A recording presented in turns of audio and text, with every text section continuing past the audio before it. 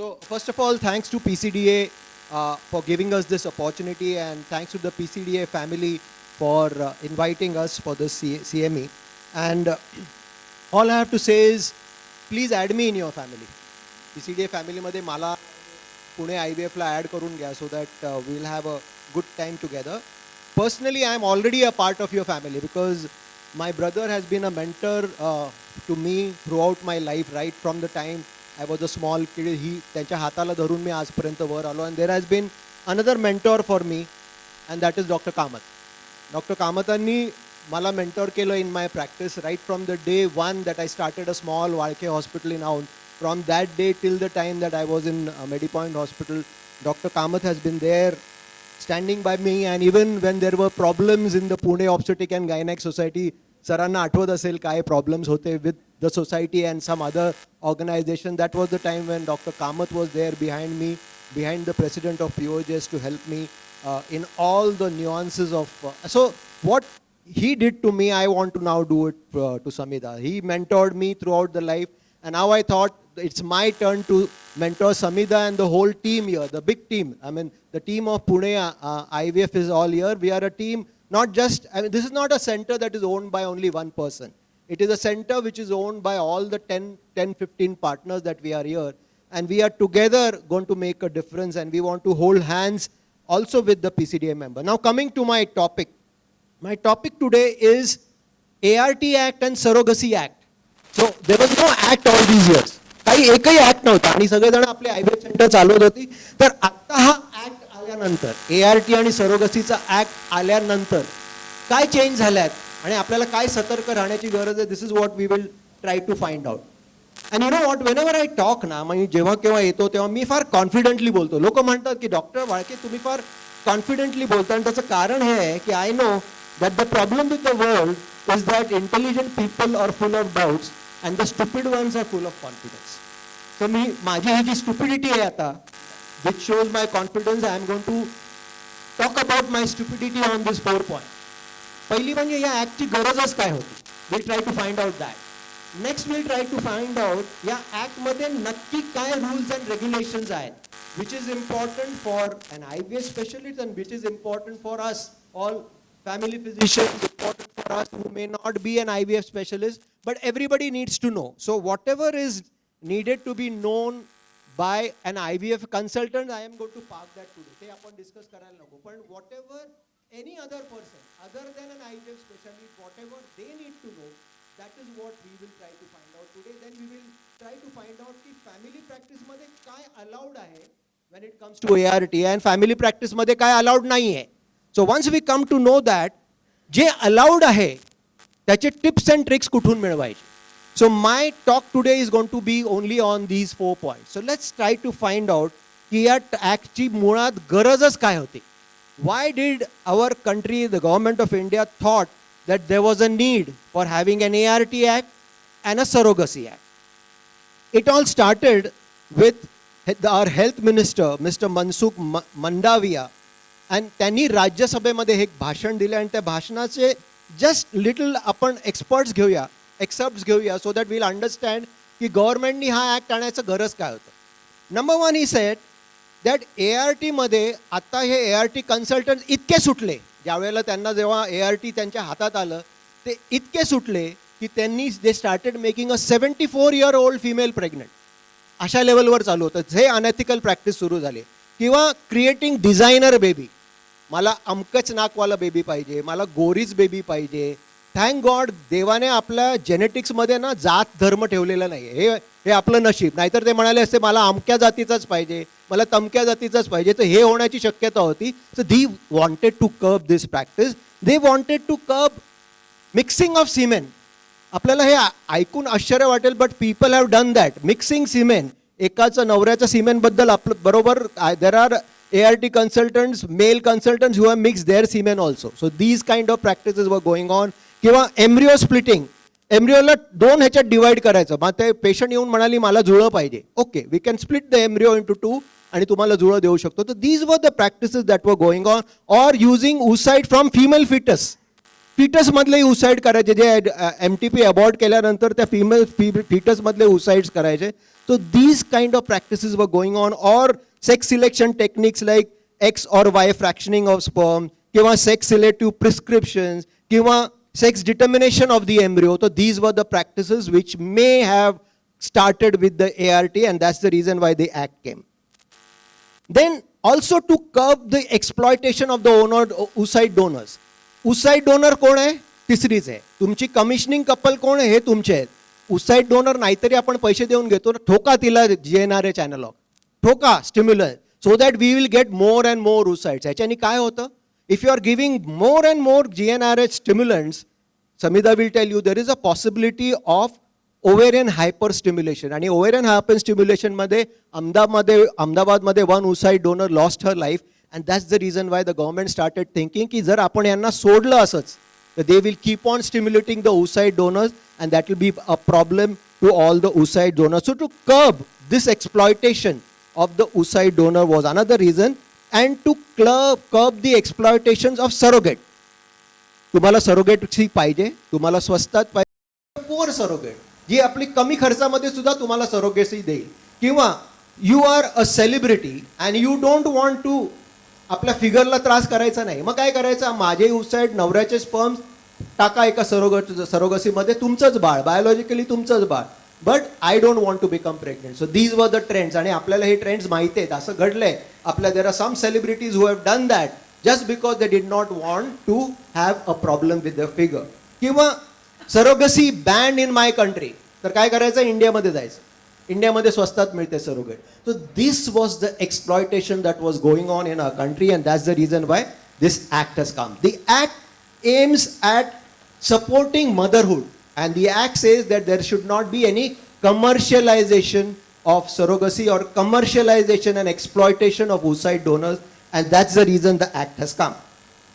So the ART and Surrogacy Act was notified in December 2021, म्हणजे 7-8 महिन्यात घडलेल्या गोष्टी आहेत, and now from 25th of February 2022 it is now enforced. So आता ART आणि Surrogacy Act is enforced.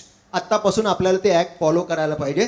The rules of ART have come, the rules of surrogacy is yet to come, and the regulations of surrogacy and ART have yet to come. पण ज्या rules आले ते आपल्याला सगळे follow करायची अजून गरज आहे.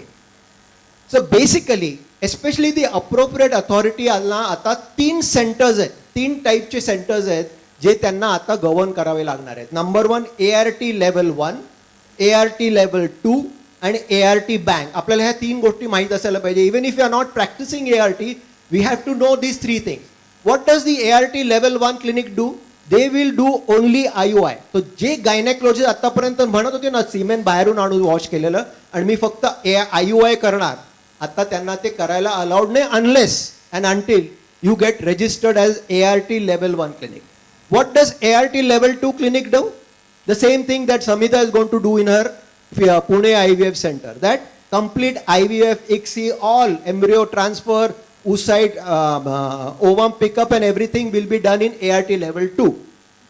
आता ही ART बँक काय भानगड आहे? This is something that you must be wondering. सगळं काय तर ART सेंटरमध्ये होईल, बँक काय म्हणजे हे काय ब्लड बँक सारखी बँक आहे का? So this is what we have to understand. What is the meaning of an ART bank? The ART bank is a place ज्याच्यामध्ये हे oocyte donors आहेत ना, किंवा सिमेंट डोनर यांचं स्क्रीनिंग होणार आणि त्यांचा डॉक्युमेंट आणि त्यांचा रेकॉर्ड ठेवला जाणार, आणि जे सिमेंट आले ते सिमेंट स्टोर होणार. अगेन यू विल वंडर की हे जे लोकांना स्क्रीनिंग करायचं आहे, ह्या जे सिमेंटला फ्रीज करायचं आहे, that can be done by an ART centre also. Then why was there a need of having a separate ART bank? या दोन्ही गोष्टी करू शकतात की नाही ART सेंटर्स? डेफिनेटली करू शकतात. मग गव्हर्नमेंटनी एक वेगळा ART बँक निर्माण करायची गरज काय होती? So have a look at this situation, and this actually was happening in many of the ART centres because of which this has come. Number 1, तुमचे एम्ब्रिओ चांगल्या क्वालिटीचे नाही आहेत. कपल येतात, ARTची 1 सायकल होते, 2 सायकल होते, तोपर्यंत त्यांचे 2-2.5-3 लाख रुपये खर्च होतात, आणि म्हणायचं तुमचे ना चांगले एम्ब्रिओ होतच नाही, आमच्याकडे आहेत चांगले एम्ब्रिओ, चला टाकून देतो आम्ही तुम्हाला. आणि पुअर कपल्स यूज टू से चला टाकून द्या, आता माझ्याकडे पैसेच नाही आहे. तो जे चांगले एम्ब्रिओ आपल्या सेंटरमध्ये होते, this was called as embryo donation. आणि एम्ब्रिओ डोनेशनच्या नावाखाली there are many centres who is to claim की आमची 70% सक्सेस रेट आहे. What they were doing is चांगले एम्ब्रिओजच एम्ब्रिओ ट्रान्सफर करायचं. This was number one. किंवा सेकंड थिंग, ह्या गरीब पेशंटचे एम्ब्रिओ तुम्हाला देतो आणि त्या गरीब पेशंटची ट्रीटमेंट तुम्ही करा. म्हणजे काय करायचं, गरीब पेशंटच्या ट्रीटमेंटचे पैसे एका कपलने द्यायचे आणि त्यांचे एम्ब्रिओ त्या कपलने घ्यायचे. तर actually this was a good arrangement, but ह्याच्यामध्ये अनएथिकल प्रॅक्टिस होण्याची पण शक्यता होती. One donor gamete several patients, म्हणजे एकाचे उसाइड्स घेतले, हिला पण द्या, भरपूर उसाइड्स मिळतात, 2 इकडे टाका, 2 इकडे टाका, 2 तिकडे टाका. किंवा एक सिमेन आलंय, एकाचा सिमेन वॉश करून आलंय, that semen can be use to make several women pregnant. हे जे विकी डोनर सारखं जो सिच्युएशन आहे ना, ती Vicky donor is not allowed in ART centres. एक माणसाचे सगळ्या म्हणजे अख्ख्या गावभर त्यांची मुलं आहे. विकी डोनरकडे किती मुलं होती, 50-100 मुलं होती. So that is not allowed when the new ART Act has come. So now that brings us to the next part of our presentation. या ऍक्ट मध्ये असे काय rules and regulations आहेत which not an IVF specialist but even people like us need to know even if we are not practicing ART and we are not doing IVF and XC. Number one, these are the 3-4 things which are very important that everybody needs to know. Number one, ART treatment कोणाला allowed आहे, that we need to know. किंवा donation of sperms और egg कोण करू शकतो, that is the second thing. Third thing, surrogacy treatment कोणाला allowed आहे करायला. And fourth thing, who can be a surrogate. या गोष्टी generally not only ART specialist but the whole general population needs to know. So let's have a look at these things. One thing is somebody who is an Indian or a foreigner, anybody, जर ART centre सुरू झालं, you can treat an Indian also or you can treat a foreigner also, he can come. But if it is a couple, then the couple has to be a married couple. म्हणजे live in रिलेशनशिपला भारताने permission दिलेली आहे, परंतु live in रिलेशनशिपला ART treatment घेण्याची अजून permission दिलेली नाही. So that is one problem that is there and we need to do some advocacy for that. The woman has to be between 21 and 50 and the man has to be between 21 and 55. आता ह्याच्यामध्ये पण problem बघा, 21 and 50 ती लग्न कधी करू शकते, at the age of 18. ती इन्फर्टाईल पेशंट हे केव्हा कळतं तिला, ॲट द एज ऑफ 19, पण तिला 21 वर्षापर्यंत थांबावं लागतं to take an ART treatment. So that is wrong. It should have been earlier also. आणि माणूस कधी लग्न करू शकतो, ॲट द एज ऑफ 21, आणि तो लगेच दुसऱ्या दिवशी जाऊन इन्फर्टिलिटी ट्रीटमेंट घेऊ शकतो. That is wrong. He also needs to wait for 1 year. So he should be allowed from the age of 22. तेव्हा लॉ मेकर्स जेव्हा लॉ बनवतात ना, तेव्हा या गोष्टींचा विचार करत नाही and straight away they make the law. Then comes gamete donor. The number one, gamete donors any ART center will have to get from the ART bank only. ते स्वतः आपले gamete donors करू शकत नाहीत. So whenever we start our practice in Pune IVF, we'll have to search for a ART bank whenever we want a gamete donor. So that's number one. Number two, the semen donor has to be between 21 and 55. Oocyte donor between 23 and 55. Confidentiality. म्हणजे जे couple आहेत त्यांना donor कोण आहे माहीत असण्याची गरज नाही आणि माहीत नसायला पाहिजे. There has to be a confidentiality between the couple and the oocyte donor or the semen donor. So that is one point. And oocyte donor can donate her oocyte only once in lifetime. म्हणजे तिचं exploitation होणार नाही. There were many and oocyte donors in places like Ahmedabad who were donating their oocyte cycle after cycle. तर हे curve करण्यासाठी आता ते म्हणाले की oocyte donor can donate only once in lifetime. मग आपल्याकडे बरेच जुगाड करणारे लोक ते म्हणतात कोणाला करणार आहे, मी त्या बाईला परत स्टिम्युलेट केलं तर कोणाला करणार आहे, राईट. तर आता काय होणार आहे की these oocyte donors are going to be registered in the ART bank. आणि बँकमध्ये त्यांचं आधार लिंकेज होणार आहे. म्हणजे the moment she donates her oocyte, ती आधारमध्ये लिंक झालेली असेल की त्या आधारच्या ह्याच्यामध्ये it will be registered that she has donated her oocyte once. So you cannot use her for another time also. One donor sperm to only one commissioning couple. म्हणजे one person, one male can donate sperm to only one couple. आज या कपलला, उद्या दुसऱ्या कपलला, परवा तिसऱ्या कपलला करायला allowed नाही. म्हणजे गावात भरपूर आपली मुलं, असं करायला त्याला चान्स नाहीये. So he has to give it only, he can masturbate 3-4 times, but for only one couple. So this is about donor. Then surrogacy can be allowed to people who are from Indian origin. Indian origin म्हणजे काय, तो Australian असेल पण initially तो he must have been born in India, then maybe settled in Australia और America. So anybody who is from Indian origin but foreigner चालणार नाही. No foreigner can come to our country just to get surrogacy, avail surrogacy practice. This is one thing you need to know. Again, couple can avail a surrogacy. They have to be married. Wife has to be between 23 and 50. Husband has to be between 26 and 55. They should not have any surviving child of their own, and they need to have a medical certificate to show that the wife is not capable herself of producing a child. म्हणजे either the uterus is absent or the uterus is diseased, हे prove करायला लागतं. And divorced or widowed woman can avail surrogacy with her own oocyte if her uterus is absent or damaged. म्हणजे जर एखादी widow असेल आणि तिला स्वतः सरोगसी करून घ्यायची असेल because her uterus is damage, ती स्वतःचं oocyte वापरता येईल तिला and get a donors sperm and do surrogacy. And a surrogate has to be a willing woman between 23 and 56. She has to be married. She has to have her own child. Her husband consent has to be there. Can be surrogate only once in lifetime. Parat, that will be an Aadhaar link thing. Cannot use her own oocyte. म्हणजे मी surrogate पण व्हायचं आणि माझंच oocyte वापरून surrogacy allow करायची. No, you have to take the oocyte either from the couple or from a donor who can give the oocyte, and medical and psychological certificate also. Which means that there are cases of litigations that are going to happen. Writ होणार आहे आपल्या कोर्टामध्ये, and the writ will be done bye a live in relationship couple. आम्हाला मूल हवं आहे, आम्ही काय करायचं. लिव्ह इन रिलेशनशिपमध्ये त्यांना इन्फर्टिलिटी होते, तर त्यांना स्वतःचं मूल हवं आहे, त्यांनी काय करायचं. Because you have allowed it only to married couple. किंवा single girl with a damage और absent uterus can say that I want to avail surrogacy. माझं युट्रस डॅमेज आहे, so I want to avail surrogacy. That single woman, only when you are divorced or when you are a widow, only then it is allowed. A single woman will also go into the court and कोर्टाचा दरवाजा खटखटवून ती विचारणार मला surrogacy करायचं आहे, त्याचं काय.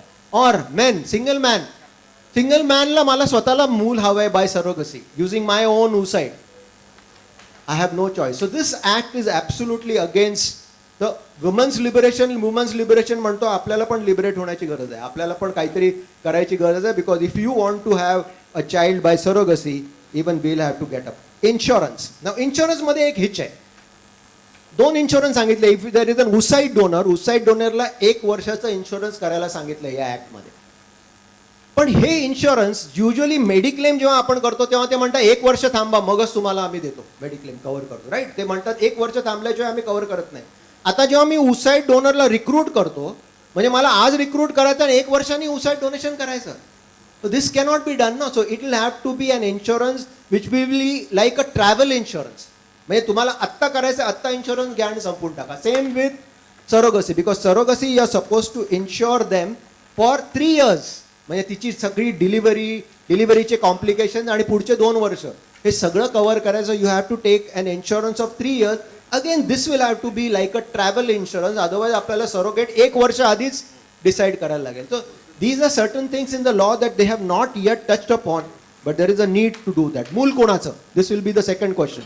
Surrogate मूल आपल्या पोटामध्ये ठेवते किंवा डोनर oocyte डोनेट करते, हे मूल कोणाचं. तर it has been now finally decided by the ART and Surrogacy Act that the child is going to be considered as a biological child of the commissioning couple. जे couple तशी लिखापडी होते आणि तसं ॲफिडेव्हिट जातं to the judicial magistrate first class. त्यामुळे हा problem just like adoption. There are other provisions which I think is not needed for us. It is for somebody like Samidha to know that cryopreservation can be done for only 10 years. किंवा आपल्याला एखाद्या सेंटरमध्ये आपले oocytes किंवा गॅमिट store केलेत आणि आपल्याला तिकडून उचलून दुसऱ्या सेंटरमध्ये घेऊन जायचे आहेत, तर हे घेऊन जायला अलाउड नाही आहे आपल्याला. You have to take permission from the national registry. If you want to go from say पुण्यावरून मुंबईला घेऊन जायचं आहे कारण कपल तिकडे शिफ्ट झालंय, it cannot be done unless you take permission. Right. किंवा पोस्टमस म्हणजे एखादा male, if that male is dying and he wants to continue his progeny, तर he can give it in writing की माझे sperms तुम्ही, मी मेल्यानंतर सुद्धा माझे स्पर्म्स काढा आणि you use it on my wife and for my wife being pregnant. So that can be done. किंवा PGD म्हणजे प्री इम्प्लांटेशन जेनेटिक डायग्नोसिस.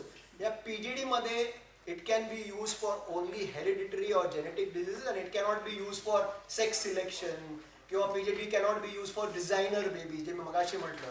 तर ते सगळं करायला pre-implantation genetic diagnosis cannot be allowed. So this is what the act tells us, that you cannot do that. And there are two proposed regulations. Regulations दोन गोष्टींसाठी अजूनपर्यंत आले नाहीयेत, but proposed आहेत. And what are those two regulations? Two regulations on two important things. Number one was about ovum pickup. Ovum pickup मध्ये ovum pickup कसं करायचं हे गव्हर्नमेंटने आपल्याला सांगितलं, which is very wrong. गव्हर्नमेंटने का सांगावं आपल्याला एखादी क्लिनिकल MTP कशी करायची हे गव्हर्नमेंटने का सांगायला पाहिजे, किंवा सीझर कसं करायचं? Why should government tell us how to do caesar? That is our call no. But त्यांनी ओवम पिकअप मध्ये ते आता आपल्याला सांगणार आहेत की पिकअप नेमकं करायचं कसं, किंवा ते सांगणार आहेत की एम्ब्रिओ ट्रान्सफर नेमकी करायची कशी. आणि all my infertility friends became very furious कि गवर्नमेंट हम लोगों को सिखा रहा है कि ओवम पिकअप कैसे करने का और एम्ब्रियो ट्रांसफर कैसे करने का. ट्राई टू अंडरस्टैंड व्हाई the government has done that. The government has talked about ovum pickup to curb these practices of overstimulating the oocyte donor just to get more eggs. तर हे practice कर्ब करण्यासाठी त्यांनी याच्यामध्ये regulation आणले. आणि embryo मध्ये काय आणले? एम्ब्रिओ ट्रान्सफर मध्ये, so that you will not put in 4, 5, 6 embryo. बरेचसे इन्फर्टोलॉजिस्ट काय करतात, टाका 5-6, त्याच्यातलं एक तरी होईल success. This is what they want to curb, because याच्यामुळे कधी कधी काय होतं, ट्रिपलेट, 4, 5 अशा प्रेग्नन्सीज होतात. So they want to curb this practices because of that. Then family physicians practice मध्ये नेमकं काय अलाउड आहे? आता आवाज तरी आहे ना? सो फॅमिली फिजिशियनच्या प्रॅक्टिस मध्ये नेमकं काय अलाउड आहे? आता एवढं सगळं बोलल्यानंतर, ऍक्ट सांगितल्यानंतर युजली म्हणतात अरे बाबा इस भांगड़ में कौन गिरेगा ये इसमें, because there are 2 slides which I skipped. There were 2 slides about punishment. हे केलं नाही तर पनिशमेंट काय, किती वर्ष आत, किती आपल्याला फाईन, हे सगळी मी स्लाइड दाखवलीच नाही. कारण इट डजंट मॅटर ना, that is for Samidha to take care, not for us. I mean we हम प्रैक्टिस करने ही वाले नहीं है. Samidha will have to be careful. अगर उसने ये फॉलो नहीं किया, and I am there to see to it that Samidha will follow all the act properly. So that because if something goes wrong, there can be not only imprisonment and fine. So that is one thing that we have to take care. But at the level of family physician, what is it that you can do definitely, and what is it that you cannot do? So as we always say, Samhita has always been saying that, and I believe it, that 80% of the cases of infertility can be handled by family physicians. आपण बऱ्याच वेळेला असं करतो ना की एक patient कुठेतरी गेलेली असते, ह्या IVF सेंटरमध्ये गेली, त्या IVF सेंटरमध्ये ट्रीटमेंट घेऊन आले, आणि मग आपल्याकडे आले, आणि आपण काय एक फॉलोवाईट लिहून देतो किंवा काहीतरी लिहून देतो, आणि काय होतं, मटका लागतो. आपण त्याला काय म्हणतो, अरे यार मटका लग गया, वो प्रेग्नेंट हो गई. Right. So what we are doing it is nothing else but counselling. आपल्या वेन वी बिकम सिनियर, आपल्या डोक्यापाशी एक हेलो तयार होतो. तर एखादा पेशंट माझा जर प्रेग्नेंटच होत नसेल आणि ती कामत सरांकडे गेली, कामत सरांनी नुसतं म्हटलं डर मत हो जाएगा, ये सायकल में हो जाएगा, तो internally there are so many things that happen that the patient becomes pregnant. So this is what is a role of a family physician, where they can do basic counseling to reduce the psychological stress on the couple. They can do basic investigations and then interpret those investigations and refer the patient accordingly, or they can advise regarding planned intercourse. हे तर simple आहे ना, planned intercourse, ovulation कधी होतं हे जर आपल्याला कळलं, तर all you have to do is you have intercourse during that time, have at least every alternate days or every. This is what the kind of advice that the gynecologists give, and this can be also done by a general practitioner. Or issues related to sexual act, this can be managed more easily by the general practitioner than by general physicians, than by ART consultant. And also you can do hand holding for logical use of ovulation inducing drugs. Because usually I have seen in conferences they pass remarks, infertility specialist pass remark है ना, ये patient ना फिर वो family physician के pass जाती है और वो इतना वो लोग उसको क्लोमिफिन ठोकते हैं कि बाद में हम लोग कुछ कर नहीं सकते, and things like that. So why should we just be passing comments and not educate all of us about the logical use of clomicin citrate, logical use of letrose? So if everybody is made aware, then even the family physicians can use simple ovulation inducing drugs like a clomiphene or a letrozole, or interpreting a normal, usual follicular monitoring report. This is very simple. There is no rocket science in interpreting a follicular monitoring report. Why is it that follicular monitoring report has to go only to a consultant to read that report? That can be done injecting gonadotrophins, which have been advised by the infertilologist. कारण हे gonadotrophins इंजेक्शनची नावं पण भयानक असतात आणि ते फार कॉस्टली असतात आणि आपण ते त्यांना इंजेक्शन द्यायचं without knowing that what is that injection meant for. Instead of that, if there is a proper education between the infertilologist and the family physician, why can't they inject those gonadotrophins in their clinics also, or interpreting the sonography reports that are there? And secondly, last thing is being knowledgeable about various ART procedure. What is the harm that each one of us understand whatever happens in the laboratory of an ART clinic? There is no harm in knowing. There is no harm in gaining knowledge about that, and that is exactly what Pune IVF wants to do. I mean, Pune IVF wants to bridge this gap between consultants and family physician and do a hand holding and keep engaged with the family physician on a long term basis, not only for the sake of this parties, because we believe that you all are not merely our referring doctors. You are a team member in infertility management. आणि जेव्हा कोणी असा consultant येऊन असा काहीतरी बोलून जातो, thank you very much for that, but आप लोगों ने ताली बजाई, but there are some people who must be thinking in the mind कि ये तो आया है, अभी इनको पेशेंट चाहिए, इनको रेफरल चाहिए, इसके लिए आके इसने ये सिर्फ एक डायलॉग बोला है. डायलॉग तो अच्छा है, लेकिन दिल से बोला क्या? This is what everybody wants to know. कि बोलने के लिए ठीक है ना, माइक मिल गया तो बोल दिया कि we want to do hand holding, we want to disseminate knowledge and we want to engage for a long period of time. ये डायलॉग के लिए बहुत अच्छा है, लेकिन ये एक्चुअली दिल से बोला है क्या? This is what we need to find out, and by the time we finish our presentations, you need to get an answer to this, and this answer you're going to get जे allowed आहे त्याचे tips and tricks आम्हाला कोण देणार, जे काय allowed आहे practice करायला. This answer you are going to get in the third talk that is going to be there after समिधा's talk. You will get the answer to what I have been telling you that we want to engage with you for a long time. But that answer Madhur is going to give you. I want you to answer one question that I am going to ask you, and या question मध्ये कामत सरांना या quiz मध्ये participate करायला allowed नाहीये. गव्हाणे सरांना या quiz मध्ये पार्टिसिपेट करायला अलाउड नाही, कारण त्यांना ते उत्तर माहित असणार आहे. Everybody write down this number on your phone, 7083655000. Store करून टाका. हा नंबर समिधा दळवीचा आहे. तो take your time, store this number. What I am going to do is, I am going to ask you a quiz question. All you have to do is, ह्या नंबरवरती एक message पाठवायचा.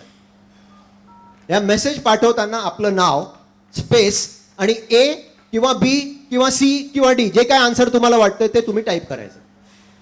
जो माणूस, जो कोणी doctor will send a message to Samidha first, म्हणजे पटकन जो मेसेज पाठवेल त्याला there is going to be a prize from the Pune IVF. So this is a quiz. Everybody is ready? सगळ्यांनी नंबर लिहिलाय, कारण आता time is the key factor. पटापट आपल्याला करायला लागणार. So write down this number, store it as Samidha Dalvi.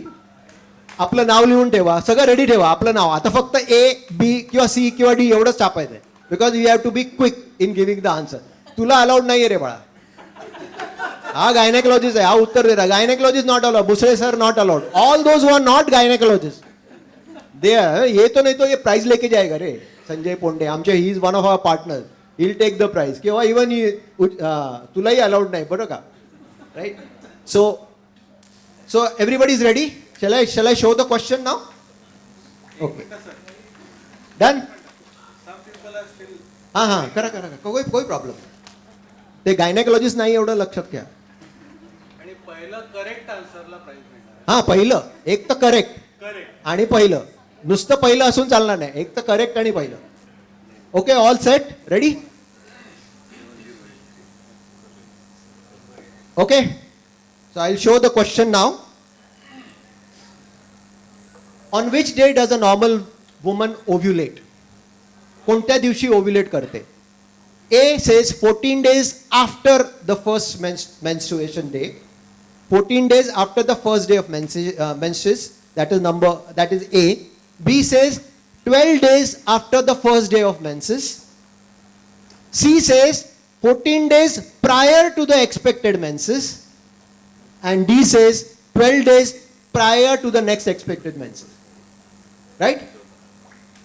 So all the best for anybody who gives a good. मुसळेला तिथे हसायला येते. ही नोज मी काय गुगली टाकलाय ते त्यांना कळलेलं आहे.